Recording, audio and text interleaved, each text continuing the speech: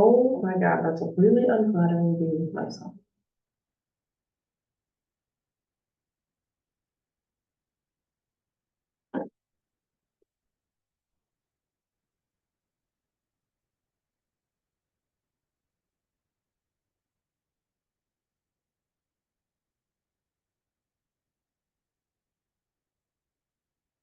Well, what we might have to test is unmuting that one and talking. So they can hear it come through this computer. I can also log into on my phone. Or use my,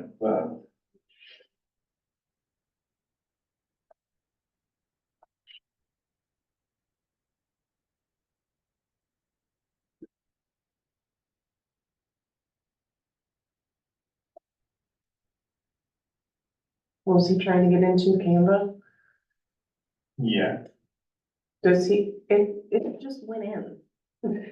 is it the right account?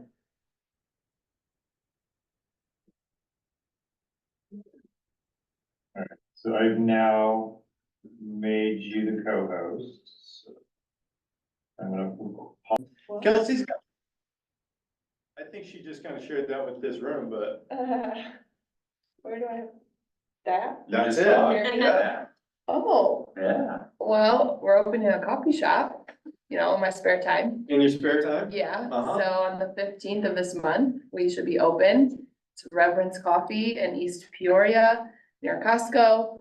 Follow us on Facebook or Instagram or both. Come support us when we're open. We could use all the support we can get. I think we need a road trip. to I love it. Please, yeah. We could probably figure out how to do a team meeting in, East Peoria, the coffee shop, We right? could fit about 23 booties, so we could have more people standing, but. Perfect. Yeah, we can, and there'll be some outdoor seats too, so I guess a fair amount. I love it. I love it. How did that sound in Zoom land, by the way? Can you guys all hear? So if you guys haven't figured out, we are experimenting with some new technology this morning. We have an owl now, so it should give us, you'd be able to see who the speaker is talking as well as hopefully hear them better, so. Yeah, it was on you, yeah. Oh. Yes, it comes and finds you as soon as you start talking. Oh. What else is good? I registered for Quantum Leap. Hey, Is anyone else going? I'm going. We're all going. Yeah. Okay. So I got a new listing yesterday. Tell me more. Yeah, but in the middle of it, Yes. we get a knock on the door and it's the neighbor asking whose white truck Recording. is parked outside because she backed into it in the Oh. middle of my listing presentation. So I had to run out, keep everything so calm and cool and saying, it's fine, it's great, everybody's watching me, you know, and then go Is back. that your truck? It is my truck. And then go back inside and pretend everything was great and stay the course and get them to sign the contract. And then that way I could get in my truck and like after the fact. So we got a new listing. Right? That was a good Monday. Did you say you have to give me this listing because now I gotta pay to get my truck? Yeah, it was, it's tough, I'll tell you that, cause, I mean, I wasn't gonna, it's not like I was gonna lose my cool on the neighbor, but obviously I'm frustrated that my truck got backed into, and I asked, well, of course I wanted to know, how did you pull that off? And she says, oh, it didn't beep in time, so evidently she didn't use any mirrors, and God forbid there was a kid or anybody walking, and she just said it didn't beep in time, and smacked my truck, so. Jeez. Yeah, but it's tough to go, all right, cool, keep the same energy, let's go back in and finish this thing.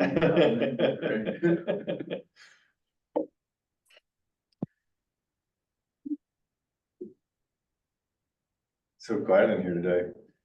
Our calendar, so I'm about ready to just take this slide away because I think we have a slide for each of the events that show up in here, just becomes redundant, other than Capricorn.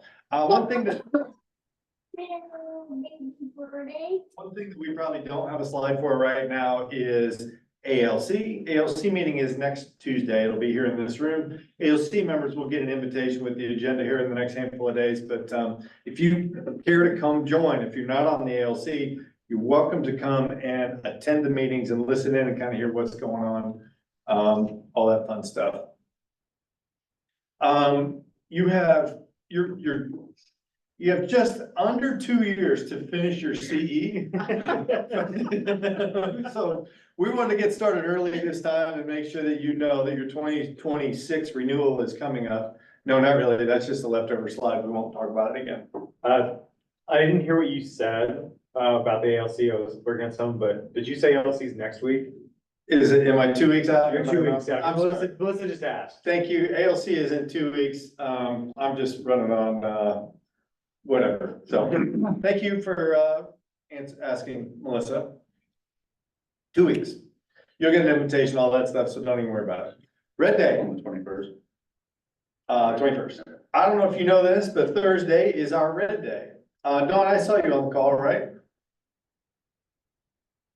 I'm on the call. EP, how are you? What do we need to know or anything anything worth talking about for Red Day from you? Well, Brenda just asked a question. Are the shirts in the office yet? I don't know the answer to that. Yes, they are. Yes, they are. Pick up your shirt at the office. We'll be meeting at the office at 8, having breakfast. Then we will dispatch to our work locations. And then the Jackson team from First State Mortgage will be sponsoring lunch. We're all gonna go over to White Oak Park, get together, have lunch, and then go to our respective locations, do an afternoon shift, and then finish up and head over to Blow No Pizza at what time, Jesse? 4 o'clock, At 4 o'clock. Am I Bring bringing you guys clubs? bring your golf clubs. golf clubs, yeah. There's yeah. 4 bays to hit golf clubs or golf balls from. I like Yeah. it. And if it rains, I have no idea what we're doing, and I will figure that out. Between We're going to now, Blow Pizza at 12:05. Is this supposed to rain? It is actually. there's a chance of rain, yes. Oh, 30%. It'll buff out. I like it. Thank you, Dawn, for setting all that up, and putting it together. Thank you, And, Jesse, for all your help. You're welcome. And I'm also aware that, Adam, do you know what our agent count is today? Exact agent count, it's below 100. And that wasn't where I was headed, but it's in the 90s, right? I mean, they're 97, 98, 99 agents, something like that. I wasn't going for that number. I was going for the percentage of people that we have signed up actually to participate in Red Day right now. 25%. Yeah, I believe we are at, Dawn, is 28 sound right, 29? I think it was 31 when I looked this morning, I think. That's better than I That, heard. that includes 2 vendors. All right, so. That includes 30. you, yes, sorry, you're right. I would say that 45 is 50% participation, I would say it would be a really, really strong showing for us. Just remember, this is one day in your life that we get to give back, right? So it's really, Dawn has made some really great plans and done all of these things, and that's really what it's about, right? This is, you're gonna be able to meet a family, you're gonna be able to do some work. It's actually gonna do some good for the community. It's a little different than what we do every day. Not that, we're not doing good things. This is just maybe better things, so. If you haven't signed up, please sign up. How would I sign up if I wanted to? Sent you all an email yesterday. To all of us? Mhm. I don't remember seeing it. Lucinda, Yes, you said you signed up for Quantum Leap. I did, Why? because I want to make a quantum leap. The Scott Bakula thing, no, I don't know. Scott Bakula. I wanted to have something to refresh me and energize me and get me going. Is that what it's for? Did I sign up? for the wrong thing? You nailed Okay. it. I love it. I did not set her up for that. If that wasn't obvious, that was totally spur of the moment. What will happen? I've never been. Well, You're gonna honestly, leap the leap, the final leap home. Quantum Leap is gonna go through, Quantum Leap, I would tell you is a life course, right? It's really about exploring who you are. Let's call that giftedness, who you were created to be, right? So it starts you down the path of kind of who you were created to be, turns you into, what are you gonna do with that? And what are the opportunities and what are the possibilities? So as you start to discover possibilities, right, there's certain things that hold us back. Somebody was in our class on Saturday morning. Was there anybody else besides listening on this call? I can't see online. What do you remember about Six Perspectives? Anything? Well, I remember we talked a lot about limiting beliefs. Ah. That was the thing that came home to me because I do have a lot of limiting beliefs. And then so it's gonna take some conscious identification of those things before I can see the counter of that. She is a star. Got it scripted. So quantum leap. On the inside. Quantum leap will start to get into those things. What are the things that are holding you back? Is it a limiting belief? Is it fear? Is it? I don't know, but our programming has something to do with us. Quantum leap starts to unlock all of those things and help us determine another path for our life. Okay, super interesting. It is among the best classes I've been to in Keller Williams, right? Since I started. So, Quantum Leap, tell me about dinner. Is there dinner planned for everybody? Yeah, yes, there is. Yes, If there's, you choose, they'll be at 6 o'clock. tell me more.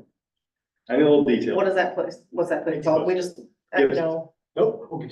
Yeah, Gibson's, right? Gibson's. Yeah, okay. Sorry, we had to look it up yesterday. Gibson's Steakhouse at 6 o'clock, if anybody would like to join us. Yeah, so if you wanna go during the day, our leadership team we're going to Quantum Leap, and then we're gonna spend Friday morning in Chicago doing our leadership retreat. So we're gonna do dinner that night. We would love to have whoever goes to Quantum Leap, would love to have you join us for dinner. It's not required. I get that starts to be a late night, but it'll be fun. Good? Somebody say something. Yes. Thank you. Anybody on the call know anything about golf outing or have any updates? These are just dates that we put out there, so I know that Oh, everybody. these are Mira I golf. was gonna say, these are the Mira and the Par golf outings, so we know when the dates are, so you guys can all mark your calendars. There are not sign-up details out for either one yet. I think both of them will come out this week. And for anybody for Mira asking, yes, I emailed them and let them know that we're doing Red Day on Thursday, so that we don't have a repeat of last year where they sent the sign up while we were all out of the office and people got really mad. Thank you for that. Yeah, so if you're gonna sign up. If you haven't started to think about your foursome, get your foursome put together. Yeah, it'll be fun. They sell out fast. You all know that.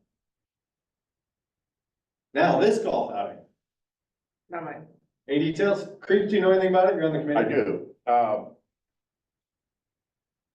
The third annual Habitat Golf Outing is on July 15th, Franklin Country Club. And we are, if those of you, if you know anybody who have golfed in this before, please reach out to them. The sign up is available. I think we got everything in line for Good. few changes this year because the golf course, last year we had a few drunk monkeys out there that were misbehaving, so the owners of the club have stepped in and said, we won't be doing this anymore, so there's gonna be a lot of changes, but Was that- not necessarily to affect the, Jackson and Taylor, is no, it was, it? Oh. it was a prior marketing person who was driving up on the greens and tee boxes, and yeah, You can't do that. not good. I think that's frowned upon. So there'll be a few changes, but it's always a great event. Good. You'll hear more about this coming up, so obviously it will be part of our slideshow over and over and over and over. This is just last week's slide. Any updates on revolutionaries.com, Jesse, that we should know about or that might be helpful to us? There is now a Red Day tab, which you guys have all had links to. There's also a Mega Camp tab. That's under Agent Assist. So if you guys are looking to sign up for Mega Camp and you want to see all the details as they come up, there is a Mega Camp tab. So you can follow what the leadership team is doing, where we'll be staying and all that good stuff. I think a few of You people have signed up for Mega Camp already? Yeah.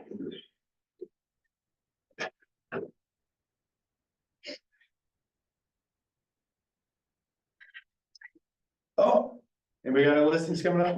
Sorry, sorry, not fun.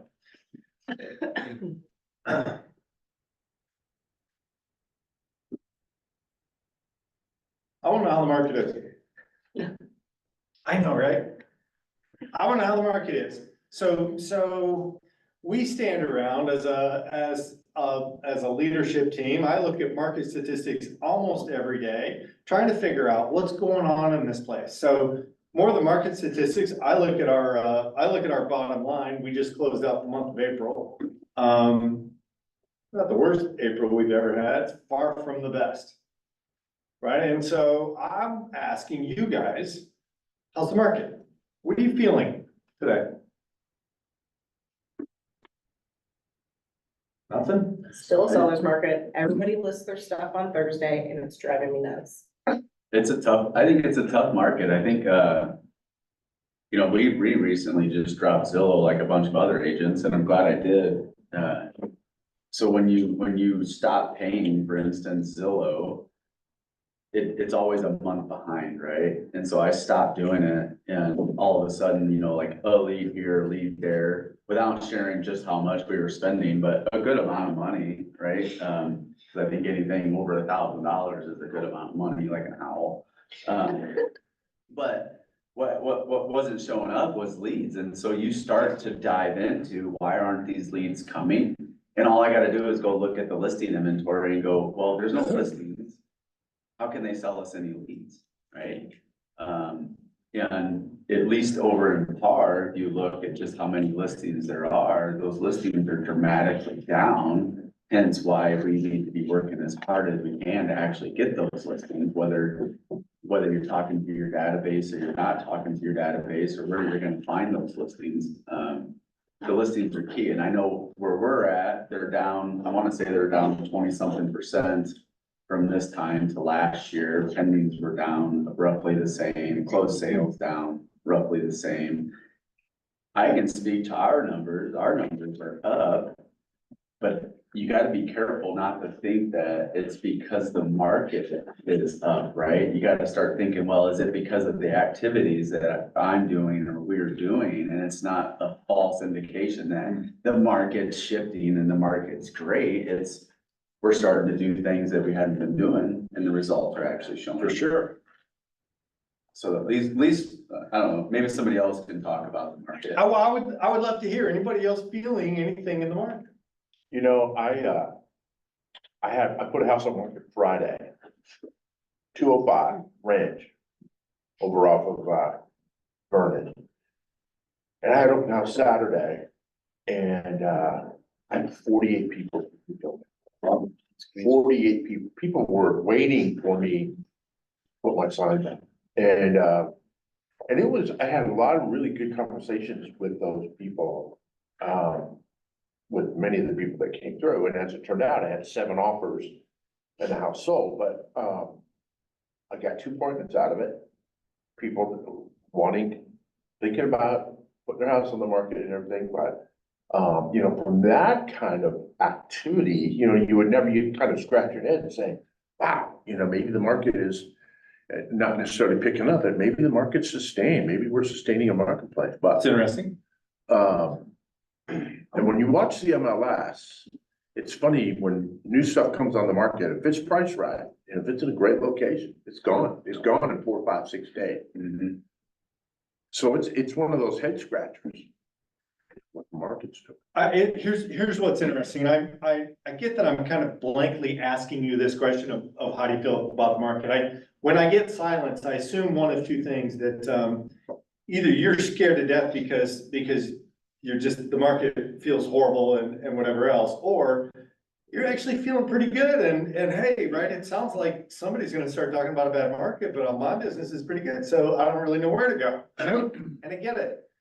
I come from the general perspective, okay? This is just my twist on the market generally, and based on the business, how I'm feeling. I never have felt like I have enough business ever in my career, even in the very best of markets. I've never looked at it and said, oh man, this is awesome, right? I'm always, I need one more transaction, okay? So that's my natural bias. I started this conversation the other day and running some statistics with that bias. My bias being, oh man, this is a tough market, and we're really having a hard time here, right? And so I started putting some statistics together that I think are worthwhile to look at, right? Now, these statistics started partly for this, for my group that we met with on Saturday. I wanted to go through some average agent commission scenarios. That's not what this is necessarily built for. Here's what I want you to focus on, this middle column right here. This is Mira. I'll show you PARs in a second. This is Mira. As of 2024, or as of yesterday, there are 502 active agents in Mira. 129 of those have produced a unit this year, all right, since January 1st. That's 26% of the agents. Now, that sounds like a really, really low number, right? And that's disturbing to me. So I went back a year ago and I said, well, how many of those did that a year ago? Same, exact same number, 129 agents. I don't know how that's possible, but that's what the numbers showed me. So I didn't make it up. So I'm like, oh, well, that's interesting. The market's actually equal to what it was last year. And then I looked at it and I said, well, what's the median volume that an agent did, right? So what's the middle number of all those agents? How much did they produce? 1.5 million. Well, a year ago, they only did 1.375. That surprise you? That same group of agents, roughly the same, you have a few that did and a few that didn't, but roughly the same. In Mira, they actually made more money or sold more volume. Shocking?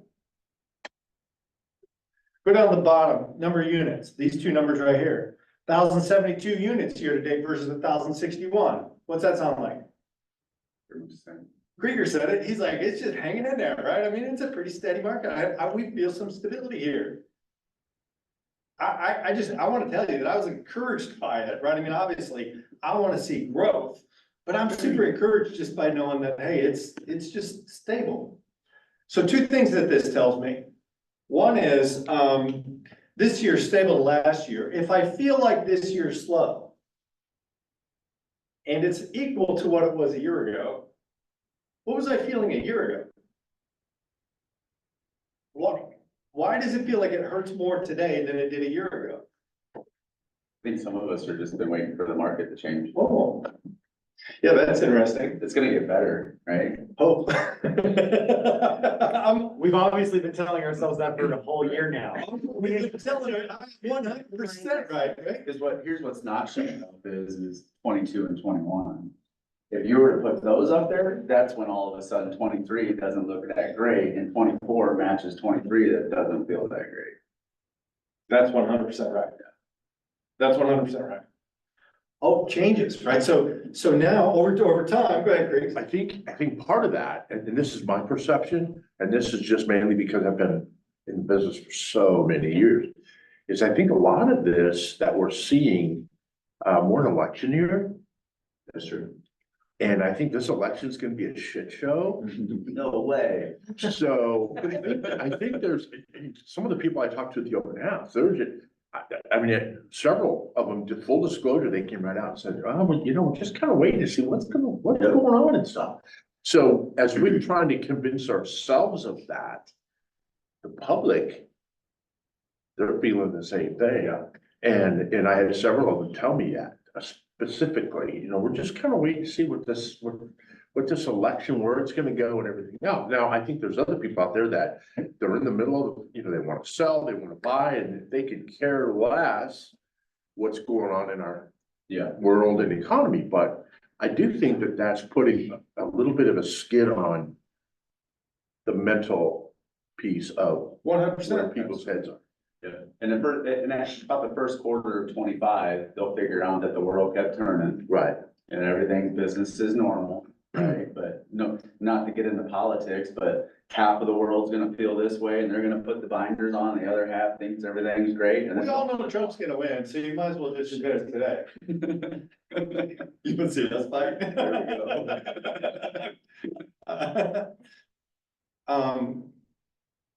Really? Yeah, I know, right? No, I can't. I can't even redirect myself. Wait You're and right. see. I think you're right. Here's what we're just talking about. Talking about our clients, buyers and sellers, just people, the public out there that we're serving, that we're hoping to generate a commission from are taking this wait and see approach. They're being a little bit cautious. They're not ready to get in, they're not ready to get out. They just are just kind of in this middle ground. Okay? Well, obviously, we serve those people, but those people, at the end of the day, we're speaking for our own businesses. So my challenge right now is that how many of us are real estate agents are taking a wait and see approach? Renewal just showed up over the last couple of days. I don't know if you knew this or not, but April 30th, I'll get to the par stats in a minute. They're the same, by the way. Yeah. The par stats are identical with that. They're flat. There's nothing happening. There's no change. It totally shocked me. But here's what my aha was as I studied these numbers. I looked back at our renewals. Do you know how many agents we lost out of the renewal period? I wanna know. I don't know the exact number, but it's less than five. I think it's 3. Yeah, it might be 3. Yeah. Interesting. Shocking to me, actually. I think par had a little. Holding on. Well, and I'm talking about just out of Revolution, right? 3 agents. My prediction at the beginning of the year would have been 10 to 15. Right? And my challenge is that, okay, actually, it's not just my prediction, because last week I made 21 phone calls. I mean, 21 phone calls to the bottom of our roster, inviting them and having conversations with people about, hey, looks like you've struggled over the last year in real estate.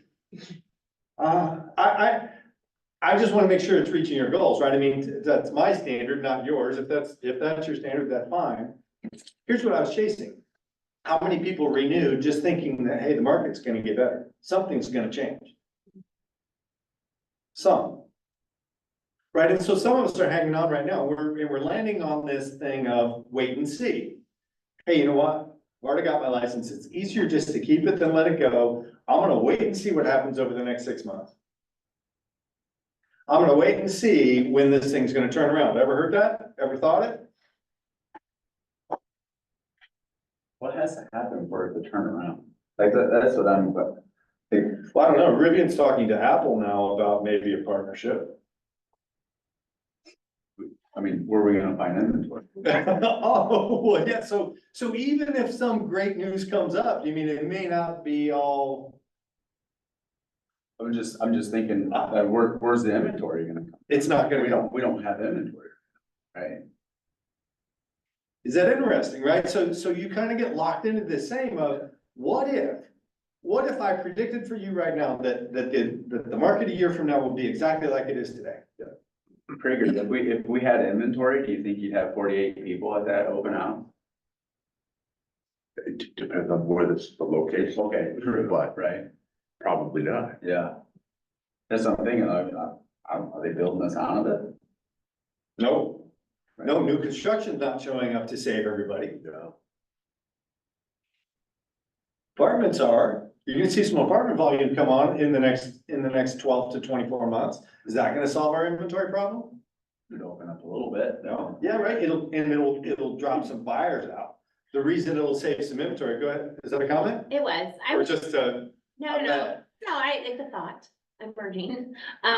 No, I just feel like inventory is partially not there because of lack of confidence. And so as confidence grows, or at least maybe resignment that this is where we're at, this is what things are like, this is where rates are, people are gonna continue living their life, and that's gonna mean moving and selling and changing jobs and doing all that stuff. So won't that solve some of the inventory issue if there's just a growth in confidence?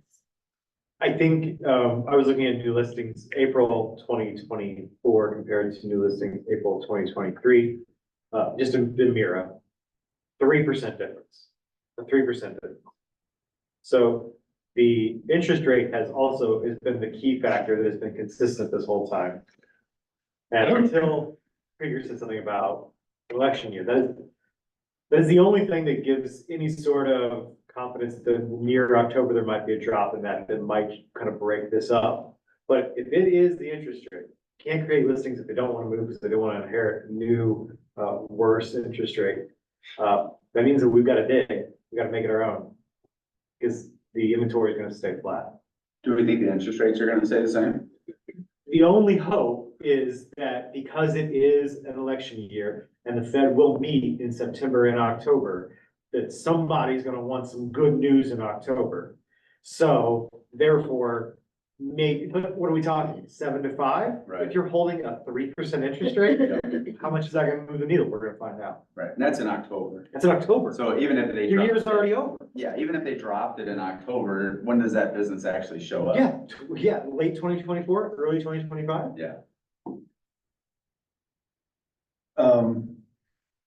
I think we as brokers, realtors, I think part of it is our responsibility to have the right conversations with some of these people that are feeling like, ooh, we're a little nervous. I think if you have those, I think if you look like a duck, walk like a duck, talk like a duck, pretty soon you could become a duck type of attitude that if you talk about the market being in a positive, I think it creates that. Yeah, I don't know if you want to call it excitement, but I think you see a few eyebrows raised a little bit because a lot of people think we're living in doom and gloom. Yeah. And I think we as realtors, it's our responsibility to know the market, what's going on in the market, and have the right conversations to help build that, I think a lot of that challenge, Tom, is that in a lot of ways, we are living in doom and gloom, meaning, oh man, there is no inventory. I have all these buyers and where am I possibly gonna put them and all that. So we've kind of, again, taken this wait and see approach, even with our buyers. Hey, let's wait and see what comes on the market. Let's hope that, maybe in June, this inventory is gonna unlock. But do you hear the problems with that strategy? The wait and see strategy. Hope is not a strategy, is what I've been taught for a long time. So if hope isn't a strategy, what is our strategy? Shelley had something to say. Yeah, Shelley, got Oh. something to talk about the market. Shelley, you wanna talk or you want me to read? Oh, can I share something about my latest 2 listings real quick? Please do. Okay. Thank you, Tom, for sharing your feedback about your open house because that really helps me to kind of compare my 2 last open houses as well. And I had 2 ranches, and I believe this is very important. And I have a question in the middle of this.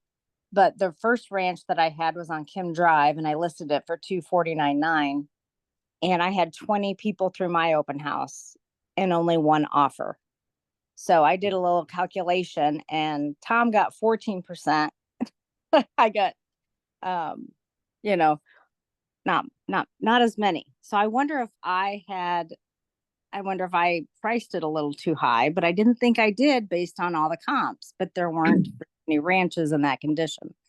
Well, long story short, that ended up, PNC assigned an appraiser that was from Peoria for that particular loan, and he appraised it $5,000 short.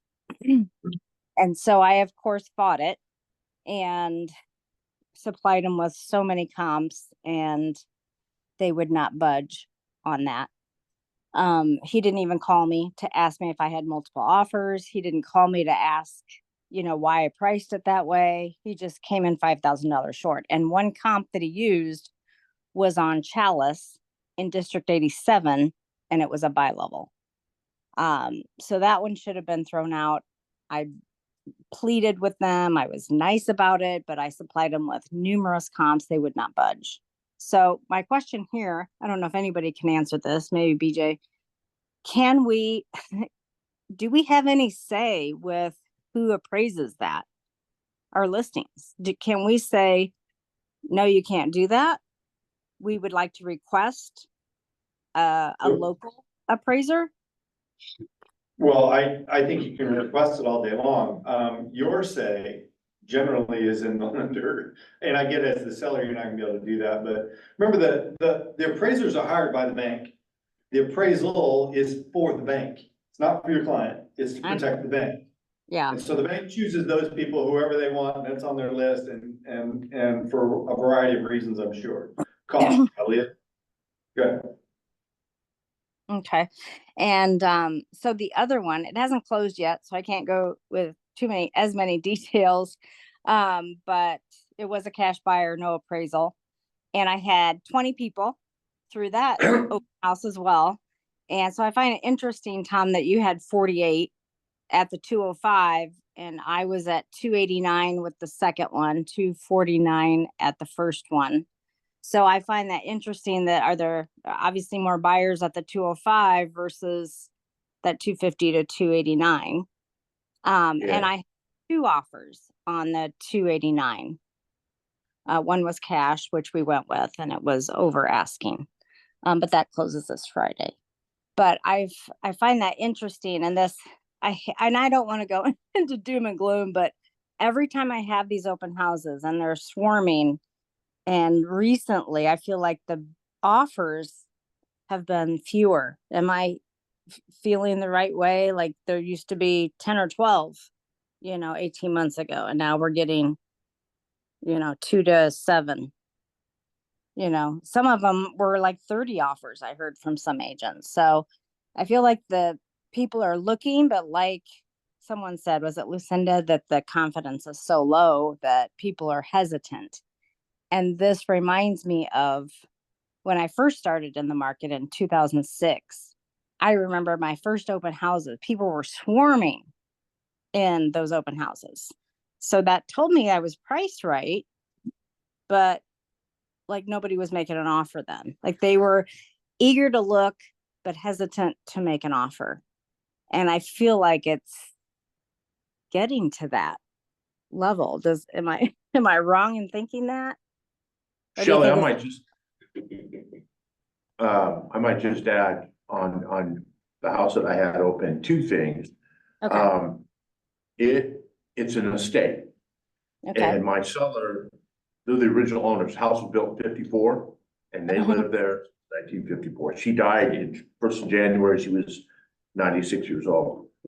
So a lot of the people that came to my open house were neighbors. And I don't mean right across street neighbors, next door neighbors, within that Brookwood subdivision. I'll bet I had 10 people that came through that I live a couple blocks away. In fact, my 2 appointments that I got out of that are both in that similar area, thinking, wow, you're asking 205 for this house? They're thinking, oh, wow, my value's gone up. The other part of that is that's in Colleen Hoos Elementary School. And as you know, that's a high demand. So I think that was one of the other caveats that brought people through. And I know people that made offers, all but 2 or 3, because actually the people that ended up buying it are moving here from Sanford, Illinois.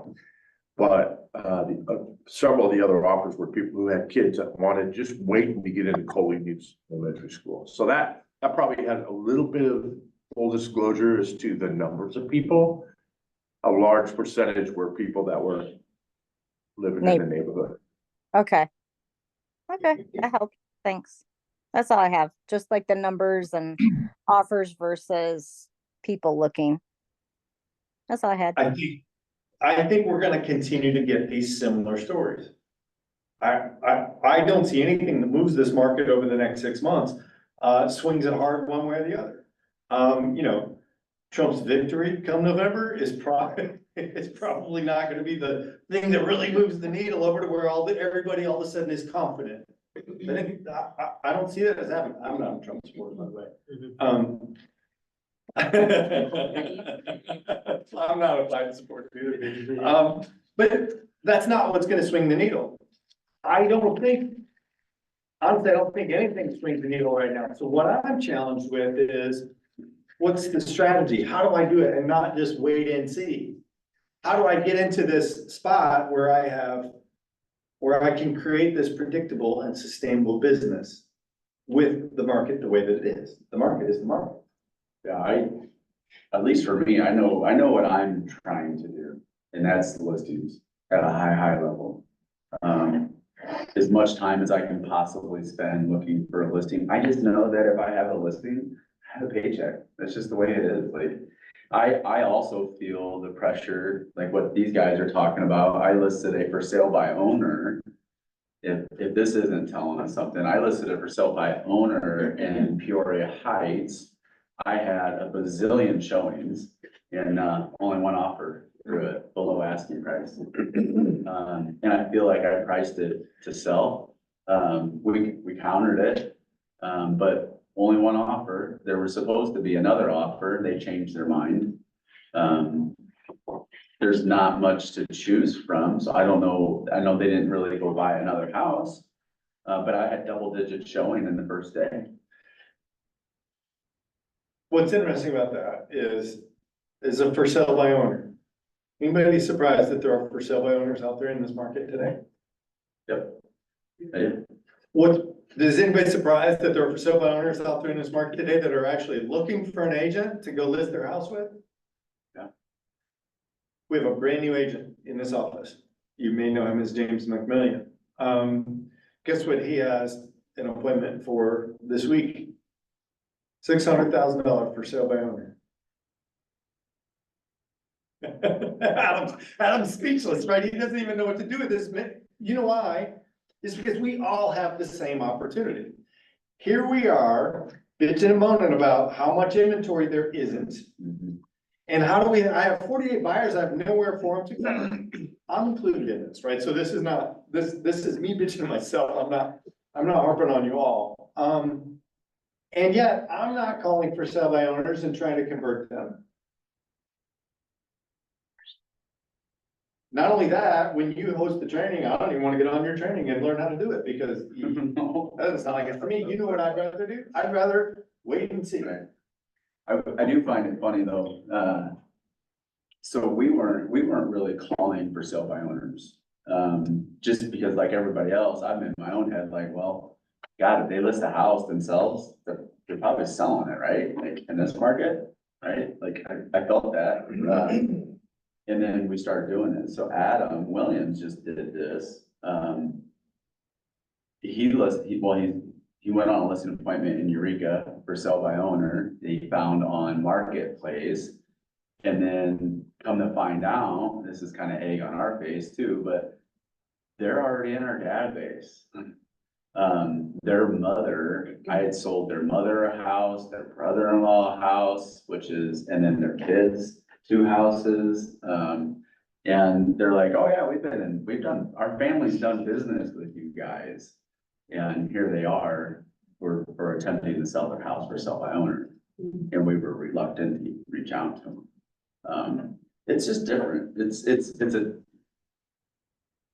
I feel like there's a lot of opportunities out there and we're all not taking advantage of them. Some agents are. So if you're feeling like, hey, your business is up and this isn't a conversation for you, then that's okay too. But I feel like a lot of agents are having these doubts and these conversations with themselves. And that's okay, right? But there are for sale by owners out there that need agents. We're running into them somehow. And I think part of it is we're just reluctant to call them because we think that they don't need us. Is that fair? 100%. Yeah.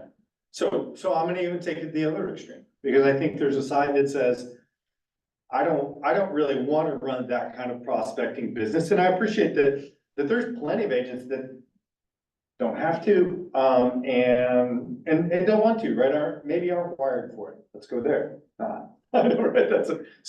Yeah. So is there an alternative? What happens if I choose that, hey, I don't want to call for sale by owners and then expires? That's not the kind of business I want to run. How do I change it so that I'm not just taking a wait and see approach? What do you do? I'm gonna use the word database here because I'm not hearing it from anybody, but I'm challenged with this. Okay, does this look like your database? And in other words, what are we doing? You know, there was a smart man that reminded me something about a database. It's profitable. Oh, It's predictable. It's sustainable and it's repeatable. he memorized that. I only had to tell him once even. Right. Oh, was it you? That's weird. Well, and it's funny because I keep talking about database and we're having some success and I mean, I want people to be successful, and if you're finding plenty of business right now, then we're not speaking to you, but I think there's a lot of agents, I'm included, I want my numbers back where they're at, and I'm having to offset certain things, which I wanna talk about one of them real quick, but I'm offsetting certain things in my business to get the income that I want, and I think there's other agents that are having to do that, or wanting to do that, or needing to do that, or whatever. In order to make the income that they wanna make, or they made 2-3 years ago, right? Cause the inventory's not there, the business isn't there. I'll tell you this real quick. We had a paintball tournament in Indiana this past weekend. We stayed in a house. There was 12 of us. For 2 days, it was $1,200. You know what this family does? They rent out their house once a month. They got kids. They pack up all their shit and they leave their house and rent it to people like us. And then they go on either like a mini vacation or a mini getaway. And we paid them $1,200 to do that. Do you think they're offsetting their income? For sure. Yeah. So they Airbnb their personal house out, locked certain doors, took pictures off the walls. You can see the stuff, and then they just put it all back. I'm willing to bet, Right? I'm Weird. willing to bet a lot of you in this room are doing what I'm doing right now, is that there is no way I would ever do that with my house. No, no, but, okay, so we sat around this house, a bunch of us, thinking like, how could they do that? Could I do that? Like, I'm the same way, like, no, I don't really want you in my house. Even if I like you, I don't really want you in my house. And it's a joke, but at the end of the day, I wonder if they're doing something they have to do. I wonder if they're willing to do that because they have to do it. What they're willing to do. Yeah, Is do what nobody else will do. I hear Dave Ramsey say this, right? Do what nobody else will do so that you can have what nobody else has. I think that's a twisted way of the way he says it. and you could twist it around and say, well, maybe that's what they wanna do. I could say, well, maybe they're paying all their bills and they're fine. Maybe it's their way of spending time with their family. And that's one of the ways they can afford it, and it gives them the opportunity to do it, to where they could walk away from their house, still generate some sort of income, and still take their family somewhere and build memories or whatever it is. So I'm guessing maybe they don't have an investment property, but they're using their personal property as an investment property. It's different. It was weird. Think different. There's something about treating the asset that you have in a different way, right? So when I think about a database, do you think about your database as, first of all, do you think about it as an asset? Right, so it is an asset in the sense that it could generate your income. It could be worth money if you have it built right. Now, if you don't have it built right, stop even thinking about it, right? Because at that point, you don't have an asset. But if you do have this asset now, it's what is it good for? Most of us look at our database as, it's good for me to call and reach out and ask if somebody wants to buy, sell, or invest in real estate. Is there another use of it? I'm not providing an answer here, I'm just asking a question, because have you ever thought about it? Look at this Keller Williams office, okay? Every Keller Williams owner, operating principal knows that the value of this asset is in the agents that are here, okay? Now, the easy answer would be to tell you, what's the value of each agent that's here? Well, it's in their cap. Each one of you pays $19,000 into the office, and therefore, each one of these agents is worth $19,000. If you had 100 agents, you could have $1.9 million in revenue. Easy, right? That's easy math. So what does the model say? It says, go find more agents. But is that the true value of the agents? Is that the only value of the agents? Jesse's shaking her head no. So, are you, not because you have an answer? Well, I mean, no, but I see it differently than you have an agent. I mean, not that that's the only way you look at them, but- Stay in the business mindset for me. Yeah, I'm not gonna go to love people and the relationships and all that. There's something about the culture and all that. I wanna stay in the business conversation. You can get agents, but if agents aren't selling, you're not gonna get 1.9 or 19 grand. No doubt. But the other thing is, that's not necessarily the only use of the asset. The other use of the asset is, hey, what if we had a title company? I have all of a sudden this built-in business that would fund automatically a title company. Hey, what if you had a mortgage company? I have this asset that automatically will fund this other thing. What if you owned a building? What if you? Do you hear the other opportunities involved in the asset?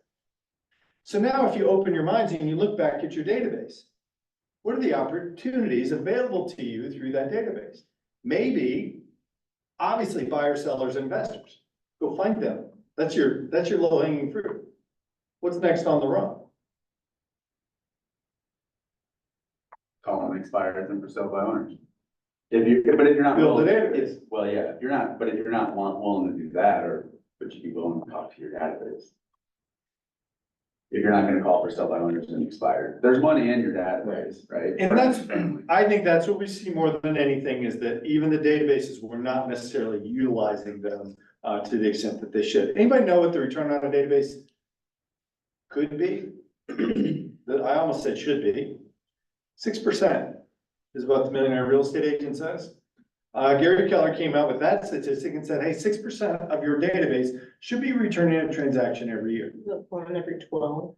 Well, it's 2 in every 12, 2 in every so 12. yeah, one is, which is 6%, but one is a direct client, a buyer or a seller, and one is a referral. The challenge is your database. Everybody knows the 201 Club, yes?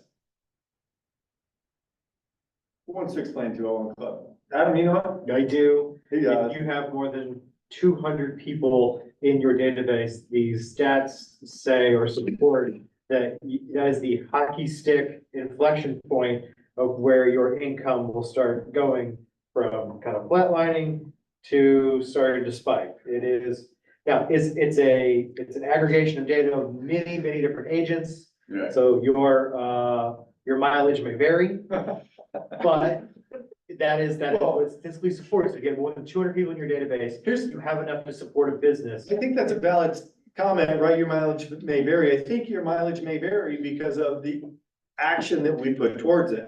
Yeah. It's no different than there are 2 brand new agents sitting one sitting in this room. I'm talking about James and McMillian as the other have had listings scheduled within the first, how long did it take you? 2 weeks, 30 days? Yeah, 30 days. Within 30 days. And there's a whole bunch of us veteran agents scratching around trying to figure out how in the world could I get a listing in the next 30 days? And the difference is the action you want to put towards it. My strategy tends to be, hey, let's wait and see. Maybe the inventory will pick up. Maybe it'll get better next. Don't. No, I'm shaking my head because I'm agreeing, because we were just having this conversation about how we as veteran agents feel stagnant because we just got spoiled for 4 years of stuff just automatically coming to us and we didn't have to work for it. Whereas new agents don't know that. Yeah. They didn't experience that. Why does, They're in a good situation, honestly. They didn't get that spoiled. Yeah, they get to run after this and go, what else do they know? Right? so if you're in my camp where the market feels slower today than it did a year ago, I'm here to tell you statistically that is not true. It is not slower than it was a year ago. What's slower is me. My wait and see, I'm starting to get a little more impatient. I've waited for a year and it hasn't changed. I don't know how much longer. I'm not willing to do that any longer. I don't know about you. I'm hoping that you're not. What we're wanting to present today as an opportunity is, number one, go back and look at your database. What are you doing? And understand that this isn't instruction, this is just a challenge. Because there are some specific things that you can do with the database that will ensure the results of 6% of them per year. 1,000 people is 60 transactions. I was just gonna say that 201 Club, if you can have, because I have a lot of people in my database, so I get to speak to this.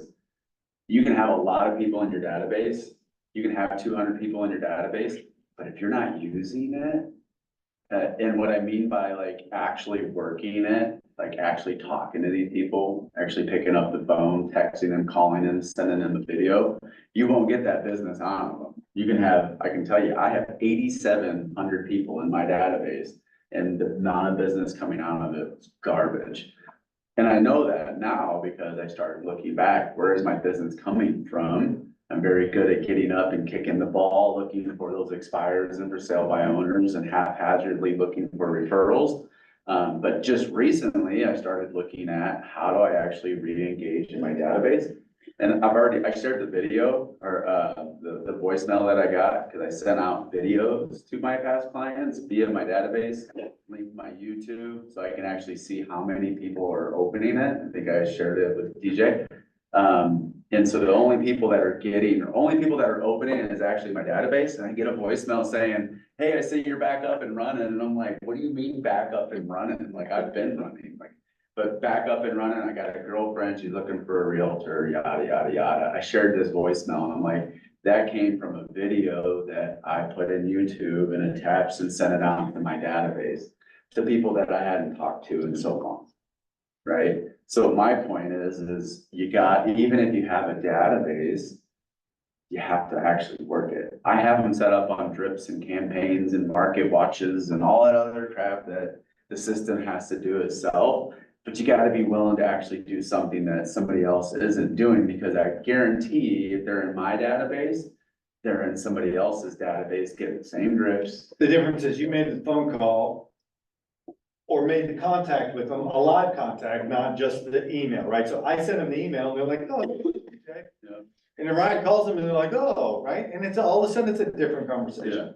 and it's nothing that I'm doing that's like, there's some secret sauce, it just means that, hey, I'm looking for business and I have past clients, and why am I not talking to them at a high level, right? And I go back to, I don't really have the bandwidth to talk to everybody, and some of us could agree or disagree, I don't really like everybody in my database, there's people that I've sold houses to that I don't wanna engage with again, cause it's just the way that it goes, but there are people in our database that, it's just like this, if I was to say, so here's my analogy here, if I was to say, hey, did you guys hear about BJ? They're like, what? Passed away. And you do go, oh, serious, right? If you have those people in your database that, hey, did you hear about her? Did you hear about him? They passed away, right? Those are the people that are in your database that you should be talking to, right? Those are the people that you like, right? And if they pass away, it's gonna suck, right? Those are the people that it's easy to have a conversation with, and you don't have to talk to them about real estate. What's that?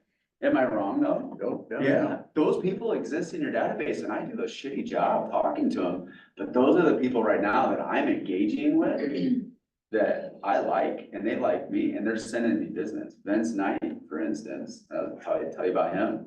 I love that guy loves me. And inadvertently, I stay in touch with him at a high level. I like his Facebook posts, I check into him, how's your job, how's the family, right? I never talk about real estate, but he's given me almost $31,000 this year in referrals. And I've done it haphazardly. And I look at Vince and I'm like, I wonder, do you hear about Vince? That's shit. Yeah, that sucks, right? So who else is in there? And I'm thinking like, well, that's very transactional, right? It's about money, but this is what we do for a living anyways.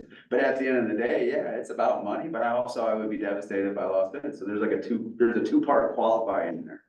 Did I do business with him, and do I want to do business with him? Yeah, absolutely. If he died, shit, that would suck. So right? the purpose of the database is to maintain the relationship, Absolutely. even grow the relationship. Absolutely. If you like those people, because I'm a firm believer, there's some people I just don't want to do business with. And maybe you guys don't have them. I don't know, but there's some people at the phone ring, I'd be like, nah, I'm not signing back up for that. Yeah, I have some. Yeah, absolutely. We just had one text us yesterday. Yeah, no go. But what I'm learning is there's people like Vince in there that I don't have to ask for business. I just have to stay in touch because I like the guy. I like him. He likes me. For whatever reason, he likes me. Here's the challenge. We're approaching 10 o'clock. So the challenge is go back and take a closer look at your database. How are you talking to them? What are you doing? The wait and see approach is not working. And so now we have to go get intentional and go get purposeful about how we're gonna run that database. So Ryan's working on some stuff right now, I know, and we're getting ready to launch some stuff that's gonna talk more specifically about database. So, but we want to get in that conversation so you have a chance to explore it and go that direction. What's the needs? Anybody got anything coming up before we wrap this? I've got two things coming up. I got 1907 Martel. I know I've talked about it a couple times. got photos coming this week, hitting the PLN next week, but that's third of an acre, quad level, right in the middle of town. It's got a 42 by 18 outbuilding, 4 beds, 3 baths. We're gonna be priced around 240. And that's coming up. And then I mentioned about a month or so ago, I got a beautiful, beautiful home on the lake, Timber Lake. We got photos on Friday for that. That's getting ready to hit the market. That's a beautiful property. So I have two coming up in Lexington. One is a 3-bedroom ranch with full bath. It's move-in ready, unfinished basement, 2-car attached garage with a fenced yard. In a subdivision, it's going to be 189. And then a 2-story, 4-bed, 1-bath, 2-car detached garage on a corner lot, and that's 179.9.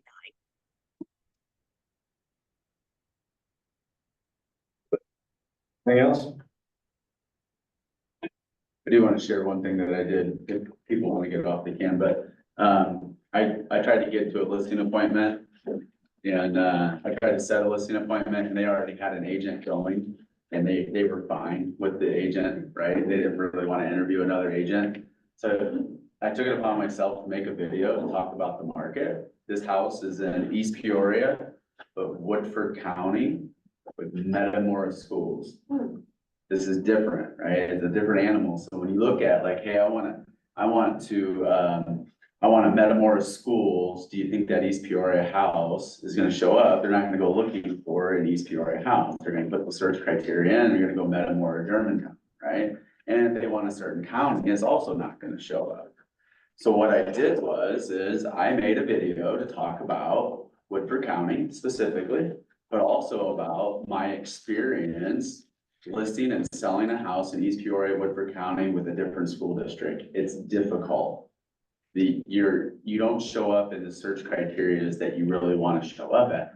I took that video, I put it in YouTube, put it in private mode, so I know that nobody else can see it besides the link that I shared with that person, right? Boom, open, right? Phone call. Hey, talk to me more about what you know. You think I got that appointment? Absolutely. You know where I was at yesterday when my truck got backed into? There. You know what listing I got? That listing. So I took that video. I didn't get the appointment, but I used that video to send to him. And I don't know the technology all that well. And so somebody will have to help me out at some point, but I know that if I put it in private mode and I only share that link to that one person, then I know that they actually opened it. Maybe there's another way to see what they're doing, but basically I used the video I heard her say no, right? I heard her loud and clear, but I didn't stop and I used something else to grab her attention, which was just a simple not a Facebook, but just a video on your phone. It was it. Okay. Different. It's good. Anything else? All right. I think we're out. Enjoy your day.